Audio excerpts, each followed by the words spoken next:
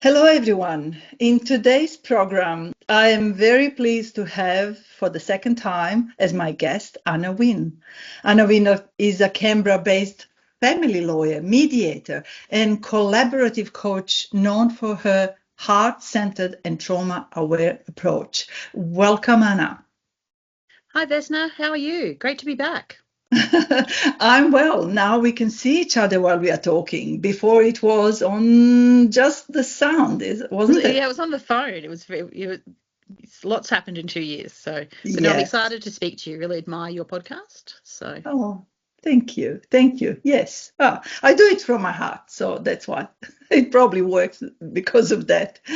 I will just read a little bit more about you so that people know who you are. And of course, Canberra people do know, but because we go wide, worldwide, I better say a little bit more. So, with a background spanning private practice, community legal centres, and the Federal Circuit and Family Court of Australia, Anna has seen the full spectrum of family conflict. Today, she is the founder of Anna Wynne and Associates, where she focuses on keeping families out of the courtroom and helping them navigate separation with clarity and dignity.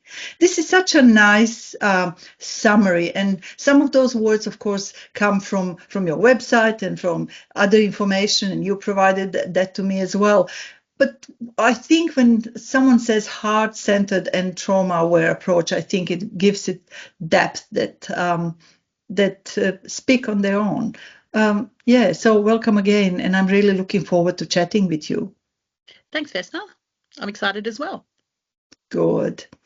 You call yourself a mompreneur, and you are an award-winning mompreneur and a finalist for Mediator of the Year. That was in Canberra, wasn't it? And Anna brings a wealth of experience in child-focused dispute resolution and collaborative practice. My questions, and we discussed them before we started talking today, focus on various aspects of your practice, but mostly on that child-centered approach, on the family disputes, and all those complexities that come out of that work. You made the shift away from litigation. You have experience working with the Federal Circuit and Family Court of Australia.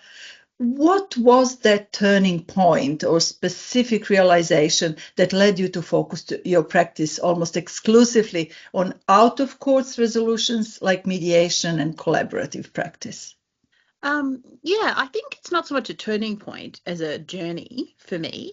So, I think a lot of family lawyers in particular have this experience of kind of running cases in what we'd call the traditional law court way, and then seeing how frustrating it could be for yourself, much less for the client, seeing how much time and money it could take, and seeing how often the result could have worked itself out if people had been supported and guided to have the conversation. So I guess it was just seeing the traditional method I was working in just wasn't serving families. And so I was really interested in exploring other ways. And so not a turning point, more of a journey. Okay. Often people have that little bit of a little bell in their brain, and they say, "Oh, yeah, I think that mediation or ADR, alternative dispute resolution, is actually my future, rather than law or some other social work or whatever it is." So with you, it was a process. It was How? definitely a process, but I think that moment I had when I thought, oh, I'm going to somehow work out a way to become a full-time ADR, well, DR, dispute resolution person, and totally throw my life into that and my career was probably in 2015. So in 2015, I did my first mediation training. I did the NMAS training with Bond University at the Gold Coast. And I remember leaving the session and looking out on the beach, and I just made that decision that I didn't know how I was going to make it happen, but I was going to make it happen. Mm. I just would like to reflect quickly on, and I do that in my interviews, on what you said about whether it is an ADR or dispute resolution, whether it is an alternative. Just recently, I've read a little note from someone who said Won't we soon be calling courts an alternative to mediation? I loved that. Absolutely. I mean, I think it's not an alternative, even Mm, in traditional law, in the court processes, people are required to go to mediation. People are required to try alternate dispute resolution methods outside of court before making applications to the court. So I really think, I do try to be careful with the language around that and shift it mm. to dispute resolution versus alternative dispute resolution. Yeah, I welcome that, and it's a nice gentle shift. That's good. The legal profession is often seen as clinical and adversarial, and that's what we as mediators are often told by either clients or even lawyers who come and attend, and then they reflect on what they've seen in our mediation rooms. You describe your approach as heart-centered and trauma-aware, and I mentioned that before. How do you maintain that empathetic boundary while navigating the complex and often rigid legal requirements of family dispute resolution, Anna? I mean, that's a big question. So there's a few things in that. I suppose when I say heart-centered, everything I try to do comes from my values and personal beliefs and following that focus on guiding each family through the process. So that's like the heart-centered. And then the trauma-informed or the trauma-centered comes from, acknowledging that everyone has got experiences and stories that feed into our behaviors and being just conscious to support people. Um, as they go through, for me, the privilege of working through some of the most difficult times in their lives, So, Mm, so that's sort of how I see it. And in terms of how I maintain it, I suppose there's a few things, but I wanted to sort of talk a little bit in that question about what I do for myself to maintain that, because I think, it's easy to forget that we need to care for ourselves. So one thing I committed to this year is that I do regular monthly professional supervision with a more experienced FDR team, and that's actually really helped me sort of debrief. So I usually, work through a couple of cases that I've had over the month, and sort of process them. So that's one thing I've done, and the other thing I've done from time to time is do personal counselling as well to help process. mm. Work and balancing and things like that. So I think, I'm not afraid to admit like that we need to look after ourselves. And sometimes that's not just, work-life balance and those things. It's actually engaging with professionals to debrief. Mm. And in this context, in the context of this question and what you have been talking about, is that trauma, and often it's an elephant in the room, but sometimes it doesn't exist. You do have that fly that is really Yeah, I know it's very annoying. annoying you. Yeah. That's Every okay. time, every time. Uh, she's interested. She's the fly Yeah. on the wall. Yeah, yeah. Yeah, so trauma is that big word, and sometimes we almost shy away from introducing that into the picture, although it's there. Yeah, absolutely. And I think, one of the things as mediators we have to remember is that um, like people have lived experience of different things, and you may be in a mediation, you may be having a conversation, and there's a trigger for that person that we wouldn't necessarily understand, and maybe the response is odd to us, and so I'm really working on the skills of being curious rather than judgmental about people's behavior. Yeah, and of course, often we walk into a room, especially people who are trained in the family dispute and qualified in the family dispute resolution. You enter that room, and that room is full of strong emotions and high expectations. And how do you prepare yourself for situations like that? um So I think the key is, when I enter the room for the mediation or the Zoom room, is that I've always, of course, done the intake process prior to meeting with the parties, and so that really helps everyone. So the intake process, one, means everyone has met me, and so they know who I am, and so that takes a lot of pressure off. People aren't so nervous. We've spoken for 90 minutes, really long conversation about lots of things, and also I'm conscious. I've met with them both separately. I understand that a little bit about them. I've prepared the process to fit their needs in, and so I'm feeling really confident that I understand what they need, and I think they're feeling confident that they can work with me. They're still worried, so a lot of that anticipation is a really good intake helps with that. Does that intake does it create an environment of trust, do you think? Yeah, absolutely. Trust, rapport, collaboration, um, honesty. Intake is absolutely key to everything in mediation in my mind. And also, you in our preparation for this interview and this chat, you mentioned the collaborative team. It is, and you also mentioned now already the support that you look into and obtaining for yourself. Is what do you mean by collaborative team, and what's the role of such people or a person for the clients, but also for yourself? So a collaborative team is something that really is identifying what's the specialists that this couple need to assist them in the process. And collaborative practice does that very well. So for example, do these people need the assistance of an accountant? Would they benefit from individual divorce coaching? And so thinking about what are the tools people need to work through this process. And when you talk to them at the beginning of the entire process, do you maybe indicate to them that they might not get exactly everything they would like to? Of course. I always, because I think there's a couple of things in that. Firstly, I think it's honest. No one gets exactly what they want in life. You probably don't want to be divorced and separating, but we're here, and this is going to be a negotiation. Negotiation means figuring out what's important to you and what you could work with versus what you want. What you want's important, but it's not the be all and end all. The fly still drives me crazy. So,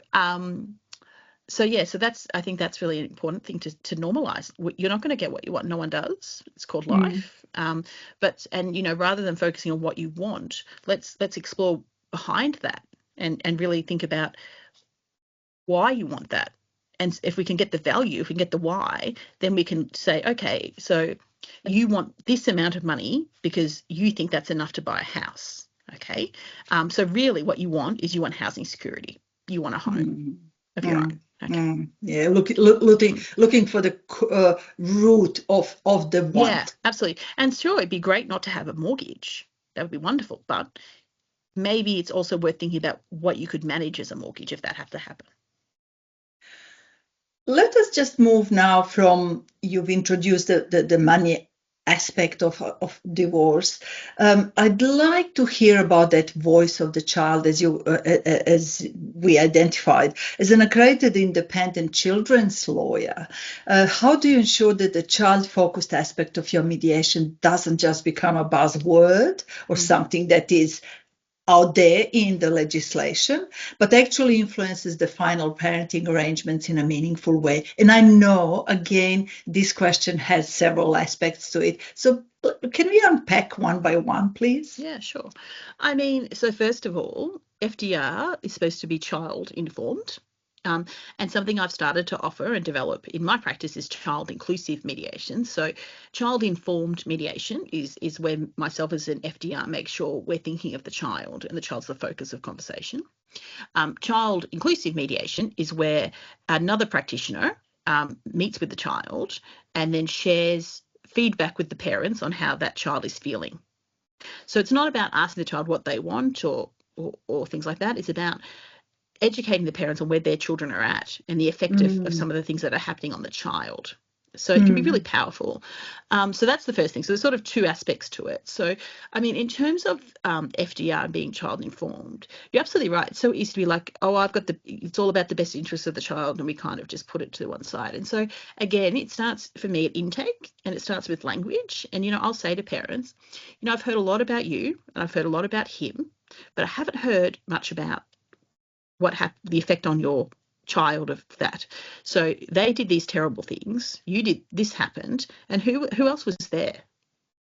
The child. Okay. Well, what was their experience? They must have been really frightened to be seeing that. What happened for them? So it's trying to bring it back to them rather than back to the child, rather than focusing of course, there's effect on adults of dispute, but children are hugely affected. And reminding parents that it's not about you, it's not about the other parent, it's about your children, and making things better for your children. And in your scenario just now, you broadly identified the mum that you were talking to, and there was supposedly another person. Sometimes that's a perpetrator of domestic violence and all of that.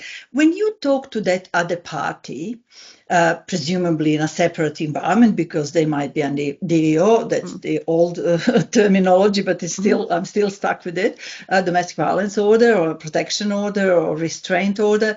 When you talk to them, that must be a really juicy point, and probably in a negative, I'm using that with a negative connotation, juicy point in addressing that issue. Do you know what happened with your child when they observed you do that?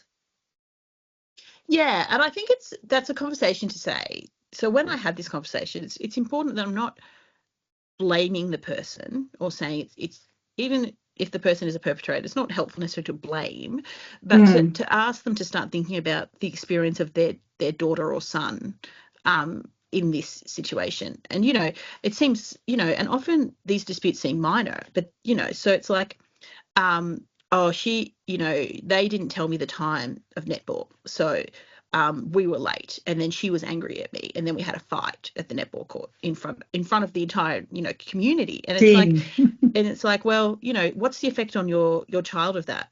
The social effect, the emotional effect, the rest of the community effect. This is not, so instead of like, how do we avoid, so really focusing on these things aren't good, they can't happen, and we need to figure out a way to make sure they don't happen. Mm-hmm. Yeah, the most difficult discussions usually happen about those things that people don't want to talk about. Yeah, and I think it's really important. It's not like, oh, you need to take responsibility. It's like, we need to figure out a plan where these things don't happen. Can I go back to that question, what you said about child inclusive mediation or dispute resolution? Tell us how it works. So it's really interesting, and I'm excited about it. It's just something I've started launching, but essentially the process is this: that the couple might engage with an FDRP, me, and then either talk to me about looking at child inclusive mediation, or alternatively, I might identify it as appropriate and they'd be interested. Then they're linked up with the child inclusive practitioner. So they're a specially trained professional, trained to undertake this inclusive process. Then I conduct an intake with the parents, okay? And so does the child inclusive practitioner separately. So there's 2 intakes. Okay, because in this process, safety, emotional safety of the child and physical safety of the child is obviously the absolute consideration. So in the child inclusive intake, in the child practitioner intake, they're really looking at, can this parent take information from the child? Can this parent hear their child? Can they hear things they don't like? What's the effect on them going to be afterwards? And so it's a really important part of the process. And so then after those 2 intakes are taken, the child practitioner and I confer, and we decide whether it's appropriate for there to be a meeting with the child. If it's considered appropriate, then the child inclusive practitioner meets with the child separately from the parents before mediation. Then there's different practices, but the model I'm using is that the child inclusive practitioner then attends mediation with me, and provides, so the mediation starts with the child inclusive practitioner providing that feedback to the parents with me, and then helping them process that. And then in my model, they're staying in the mediation to assist and help the parents translate that into outcome. When you say they stay, is it the child worker? The child inclusive practitioner, yes, will stay with me. So okay, we'll both do it together. Yeah. And who are they by profession normally? So I'm working with the beautiful Roz, and her background is as an FDRP. I think you've interviewed her, and an FDRP, and she's wonderful with children Roz and people. Lockley, yes. Yeah. So she's my person, but there's a range. So certainly there's particular intense training you do for a couple of days. I have to have a background in FDR or social work or psychology to be accredited as a child inclusive practitioner. So. Anna, when we started this interview, you said at the very beginning, and I probably didn't thank you for that, but yes, thank you for mentioning about the significance of having programs like this and podcasts, videocasts, whatever. But you yourself are really very active in promoting mediation, promoting dispute resolution mechanisms that are outside of the court.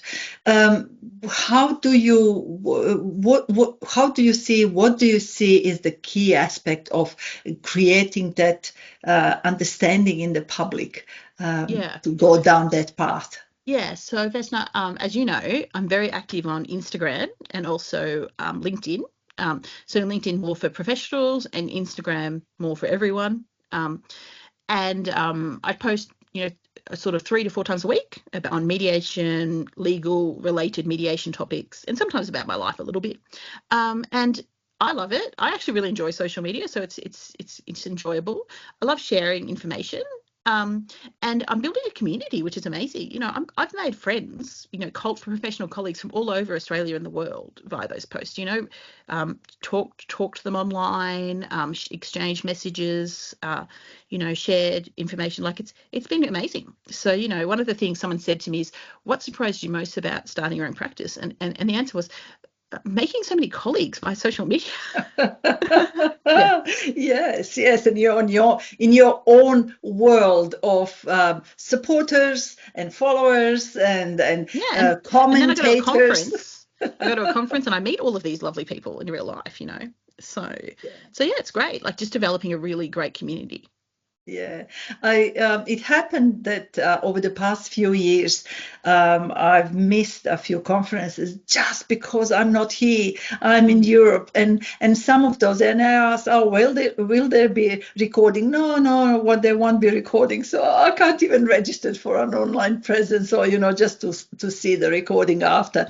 The upcoming. So you attend conferences. Have you presented? Are you Yeah, planning? so I presented actually at the Family Law Education Network conference. That was in God, it was in March. It seems so long ago now. And it was so they had a conference called Disrupting Tradition, which was all about challenging norms of traditional law, which is amazing. And I was really privileged to speak in the family law stream of that on family violence. So I was on a panel with three or four other practitioners, and it was amazing. So we had Where a really was great that? In conversation. Canberra? That Was was it in in Sydney. Canberra? That was in In Sydney. Sydney. Yeah, it was a national Yeah. conference. So Sometimes I see, of course, I'm not a family practitioner, family law, family dispute practitioner, but yeah, it's sometimes I'm a little bit envious, thinking, oh, it'd be so good to be a well, fly on the wall, as shout we out to said. Family Law Education Network, Vesna. People, so it's a subscription service for legal education, but mediators can be members, and there's mediation related topics as well as general working with client topics. And there was a whole stream on collaborative practice at this conference, which was incredible as well. So, and the family law topics were very linked to mediation. Like it's a really great group that provides really great support. And there were so many mediators and social workers and psychologists there as well. Like it wasn't just lawyers. So it was a really great conference. Conferences are just so soul enriching and profession enriching experiences. Yeah. Anna, that's the end of the questions that I've had. Would you like to tell us something that I forgot to ask you? I'm sure that there are so many other aspects.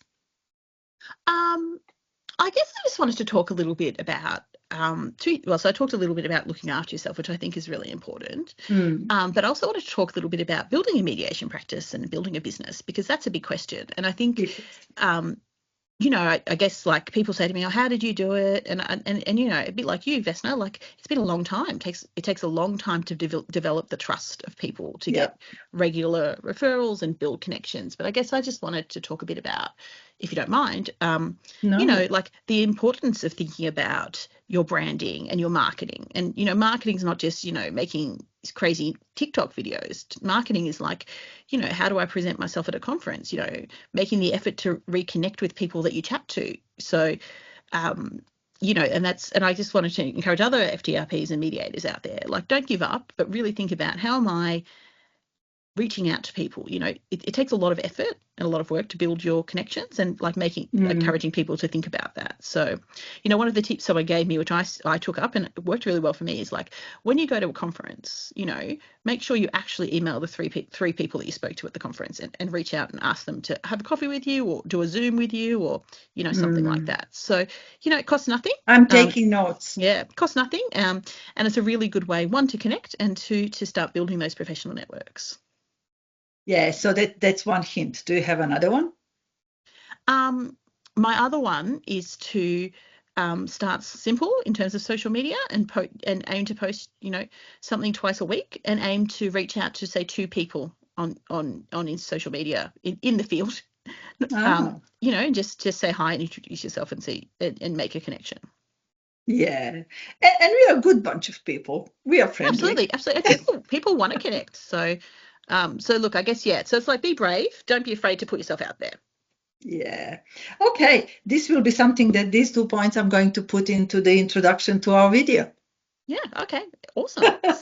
So yeah, I guess people, they don't know where to start, and I think those are 2 good places to start. Good. Great. Okay. Dear everyone, this was Anna Wynne from Canberra, lawyer, mediator, family dispute resolution practitioner, an innovator in our field. And it was such a pleasure talking to you. And there are so many questions that have come through my mind after we've addressed particular issues. But yeah, there is always an opportunity to talk again. And I hope we can reconnect again in a couple of years' time. Absolutely. And maybe we can have a coffee when you get back from your big trip. That would be lovely. And I know, and for those who are Canberra based, there is a group now, new group, and Ross that we mentioned already, who we mentioned, and you and a number of other people, Iveta Bales, and yes, who are starting a nice little group of friendly mediators to chat, to exchange ideas, and provide support to each other. Yeah. Yeah, I'm excited about that.